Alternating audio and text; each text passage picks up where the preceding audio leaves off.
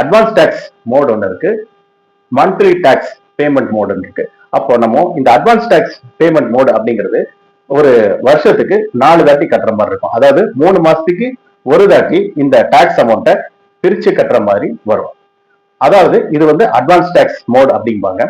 இதனால என்ன யூஸ் அப்படின்னு பாத்தீங்கன்னா, அட்வான்ஸ் டேக்ஸ் கட்டுறதுனால இன்ட்ரெஸ்ட்டை நம்ம அவாய்ட் பண்ணலாம். டாக்ஸ் கட்ட வேண்டிய அமௌண்ட் எஸ்டிமேட் போட்டு வச்சிட்டோம் அப்படின்னா இன்ட்ரெஸ்ட் வந்து கால்குலேட் ஆகிறதுக்கு வாய்ப்பு இருக்கு. அதனால அந்த இன்ட்ரெஸ்ட் அவாய்ட் பண்ணணும் அப்படின்னா அட்வான்ஸ் டேக்ஸ் மோட் வந்துட்டு யூஸ்ஃபுல்லா இருக்கும்.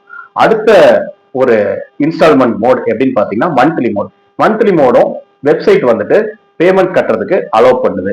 அது எப்படின்னு பாத்தீங்கன்னா, இந்த 3,72,000 ரூபாவை டிவைடட் பை 12 மந்த்ஸா கன்வெர்ட் பண்ணீங்கன்னா ஒரு மாசத்துக்கு 93,000 ரூபாய், சாரி 31,000 ரூபாய் கட்டுற மாதிரி வருது. இதுவே 3 மாசத்துக்கு ஒருக்க நீங்க கட்டணும் அப்படின்னா 3,72,000 ரூபாய் டிவைட் பை 4 டைம்ஸ் அப்படி பண்ணும்போது 93,000 ரூபாய் 3 மாசத்துக்கு ஒருக்க கட்டுற மாதிரி வரும்.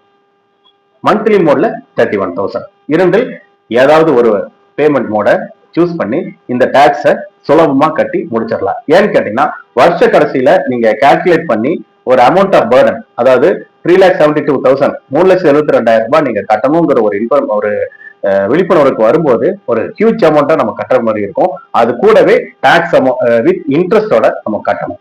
அதனால இதை அவாய்ட் பண்ணணும் அப்படின்னா இன்ஸ்டால்மெண்ட் பேசிஸ்ல, அதாவது 2 பாயிண்ட்ல ஏதாவது ஒரு பாயிண்ட் சூஸ் பண்ணீங்கன்னா அந்த இன்ஸ்டால்மெண்ட் பேஸ்னா அட்வான்ஸ் டேக்ஸ் மோட் ஒன்று இருக்கு, மந்த்லி மோட். இதுல ஏதாவது ஒரு பேமெண்ட்டை சூஸ் பண்ணிட்டு நம்ம கட்டிட்டோம் அப்படின்னா நமக்கு பேர்டன் இல்லாம இருக்கும்.